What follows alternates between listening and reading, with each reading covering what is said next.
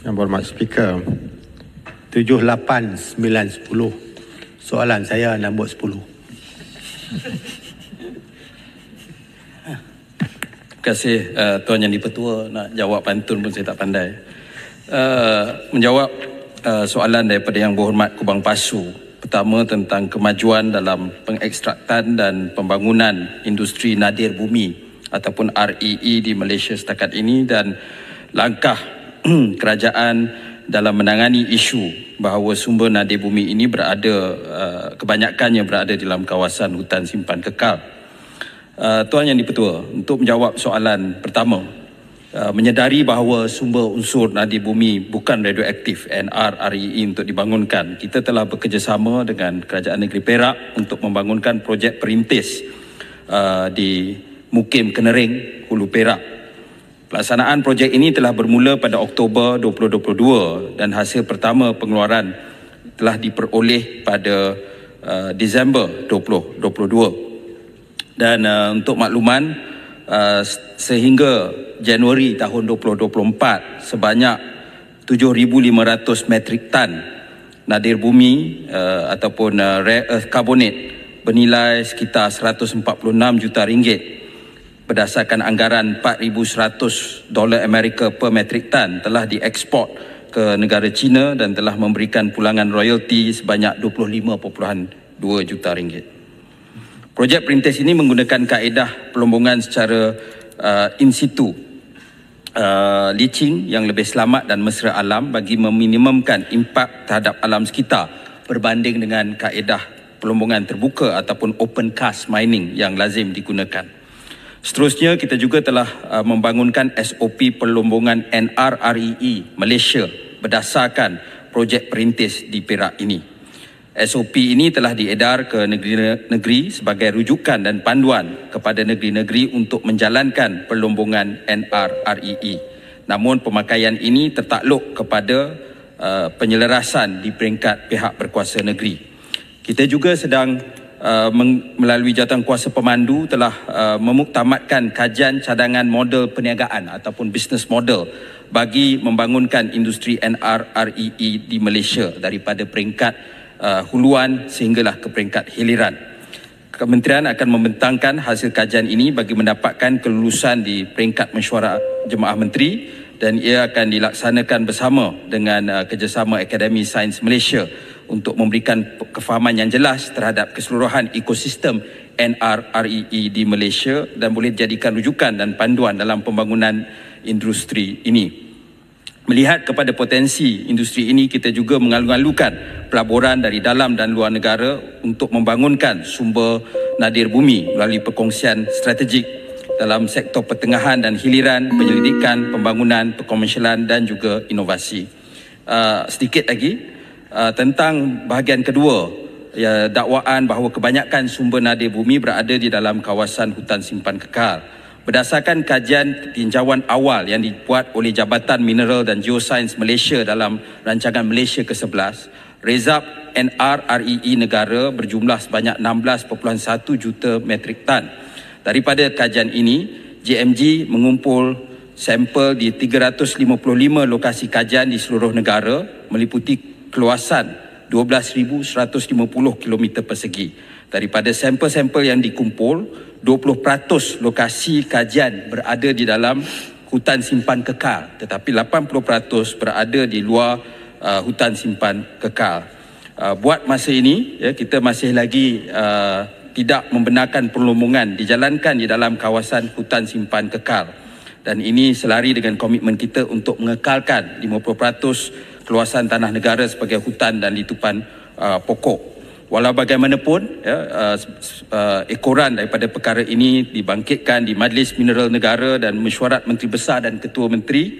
Kita termasuk Yang Berhormat Perdana Menteri telah meminta kita untuk memperhalusi keboleh laksanaan aktiviti pelombongan NR-REE di dalam hutan simpan kekal melalui pembangunan satu projek perintis.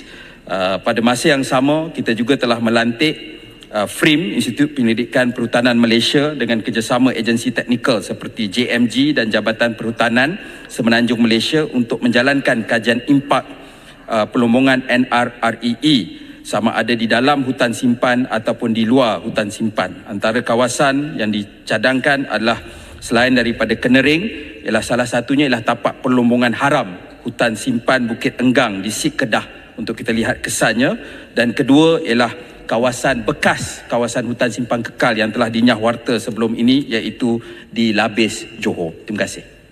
Kuban Pasu. Terima kasih Yang Berhormat Speaker. Terima kasih Yang Berhormat Menteri yang memberikan jawapan yang cukup konkret dan menyeluruh, dan dia menjawab kepada banyak persoalan-persoalan yang ditimbulkan sebelum ini, khususnya mengenai REE dalam hutan simpan kekal, dan sebenarnya terbalik. Terima kasih Menteri. Soalan tambahan saya ialah, berapakah jumlah anggaran simpanan nadir bumi mengikut kuantiti juta metrik tan dan anggaran nilai hasil bagi seluruh negara dan perincikan mengikut negeri-negeri yang terlibat? Keduanya REE akan berimpak besar kepada ekonomi negara dan negeri-negeri yang punya simpanan. Apakah rancangan langkah kerajaan tujuan bagi membantu disebut sedikit tadi negeri-negeri berkenaan untuk membangunkan REE masing-masing? Dan seterusnya, apakah strategi ini dijawab oleh Menteri sebelum saya tanya lah, sikit-sikit ada. Apakah strategi kerajaan bagi membangunkan industri hiliran semi-finish dan finish product dalam negara kita sendiri supaya negara dapat memaksimumkan hasil tambah nilai REE ini? Terima kasih, Puan Speaker. Terima kasih Yang Berhormat.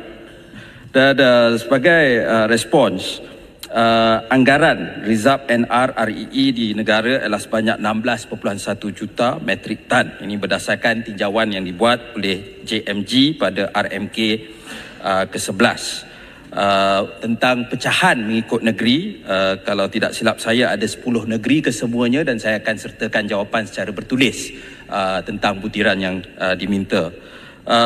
Seterusnya tentang apakah yang cuba ataupun dapat dibuat oleh pihak kerajaan persekutuan untuk membantu kerajaan-kerajaan negeri untuk membangunkan industri nadir bumi ini secara menyeluruh. Memangnya kita faham sebab industri nadir bumi ini adalah satu strategic critical industry dengan izin, dan atas sebab itu ia juga terlibat di dalam persaingan geopolitik dunia antara Barat dan negara China misalnya. Jadi kita sebagai sebuah negara kecil, kita ingin memanfaatkan permintaan tinggi, terutamanya ekoran peralihan tenaga dan elektrifikasi untuk bahan-bahan ini. Dan kita memang sedang membincangkan bahawa perlu ada penyelarasan di peringkat nasional. Itulah peranan Majlis Mineral Negara dan juga jawatankuasa mineral, yang mana kita mengkoordinatkan usaha ini supaya kita tidak membiarkan kerajaan negeri berdepan dengan isu ini bersendirian. Sebab kita khawatir kerana isu ini banyak isu yang sangat kritikal dan nilai dia sangat besar. Tanpa penyelarasan daripada peringkat kerajaan persekutuan, daripada segi dasar, kita tidak dapat memanfaatkannya. Tambah sedikit saja lagi, Yang Berhormat Yang di-Ketua, kita sebenarnya banyak potensi. Misalnya apa yang kalau di Perak misalnya kita tengok industri itu dipelopori oleh syarikat daripada negara China. Kalau kita tengok Lynas yang ada di Pahang, ia merupakan syarikat Australia yang banyak terlibat dengan antara pemproses terbesar nadir bumi di luar negara China. Buat masa ni kita memang memproses daripada Australia, tetapi mereka telah menyatakan kesanggupan untuk menyediakan processing line untuk bahan-bahan daripada Malaysia yang sedikit berbeza daripada negara Australia. Dan seterusnya, kalau kita melihat kepada buat masa ini, Lynas banyak ekspor misalnya ke negara Vietnam ataupun negara-negara lain, tetapi kita tahu bahawa kita ada industri otomotif termasuk industri EV yang sedang kiat berkembang di negara kita, dan ini mampu untuk menjadi pengguna kepada pengeluaran daripada nadir bumi di negara kita. Jadi potensi kita daripada huluan sehingga kehiliran itu adalah sangat besar bagi Malaysia. Ulai. Terima kasih kepada Timbalan Speaker. Saya nak tanya, sekarang ni kalau kita melihat kepada nadir bumi ni, ia adalah proses pelombongan dan kita akan hanya mendapat nadir bumi yang berbentuk raw. Kalau kita proses ekstrak, dia akan menjadi lebih mahal dan bernilai. Soalan saya, dari segi kepakaran tempatan ni, setakat mana kita sudah ada kepakaran tempatan untuk ekstrak perkara ini? Yang keduanya adalah apakah rancangan kita akan menubuhkan satu GLC seperti Petronas dulu. Bila kita jumpa petroleum tahun 70-an, kita wujudkan Petronas sebagai syarikat Sarigali. Apakah kita berancang untuk wujudkan satu syarikat seperti Petronas ini untuk ekstrak nadir bumi ini? Terima kasih. Terima kasih Yang Berhormat. Tentang soal kepakaran, sememangnya perkara ini adalah satu bidang yang sangat niche, yang sangat strategik dan pada masa yang sama juga sangat kritikal. Dan memangnya industri ini sebenarnya telah lama dikuasai oleh negara China. Malah negara-negara barat pun dengan izin dia playing catch up dalam industri nadir bumi ini. Justru kalau kita lihat, sebab itu banyak pemain-pemain yang berminat untuk menceburi datangnya daripada negara China. Pada masa yang sama, kita juga tahu, sebagaimana saya sebut, kita ada Lynas yang merupakan kilang pemprosesan nadir bumi terbesar di luar negara China yang syarikat daripada Australia. Jadi sebab itu bagi kita untuk kita membangunkan secara menyeluruh, bukan hanya kita mengeksport bahan mentah sebagaimana yang dihasratkan oleh Yang Berhormat Perdana Menteri, supaya ada sekurang-kurangnya pemprosesan berlaku di negara kita. Kita perlu melibatkan bukan sahaja pihak dalam negara tetapi juga pihak-pihak pemain dari luar negara, dan Malaysia mengamalkan dasar yang terbuka. Asalkan mereka sanggup menerima dasar-dasar kita, mereka daripada China atau daripada Barat, kita terbuka, kita tidak ada masalah.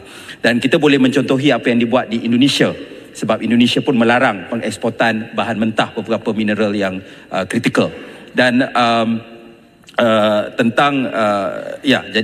sebab itu bagi kita, dan akhir sekali tentang menjawab tentang keperluan untuk satu syarikat nasional seperti Petronas. Mungkin ada perbezaan sedikit situasi politik pada tahun 1970-an dengan hari ini. Itu perlu kita akui. Tetapi saya fikir menerusi platform Majlis Mineral Negara, kita akan membincangkan dalam ruang lingkup kerangka perlembagaan yang sedia ada dengan kerajaan-kerajaan negeri, bagaimana negara dapat memainkan, kita di peringkat kerajaan persekutuan dan kerajaan negeri, kita dapat memanfaatkan kepakaran secara menyeluruh. Kerana sebagaimana saya sebut tadi, kalau kita nak mengharapkan kerajaan negeri semata-mata, malah kerajaan Malaysia sahaja pun kita tidak cukup. Kita perlu ada concerted effort, dan kita boleh, saya percaya kita boleh buat perkara ini, dan ini yang sedang kita kaji, boleh buat di peringkat kerajaan kerjasama kerajaan persekutuan dan negeri dengan kerangka perlembagaan sedia ada, dan kita akan adakan mesyuarat dalam masa yang terdekat dengan Kementerian Ekonomi dan juga Kementerian MITI dan MOSTI untuk tujuan ini yang diselaraskan oleh Kementerian saya, NRES.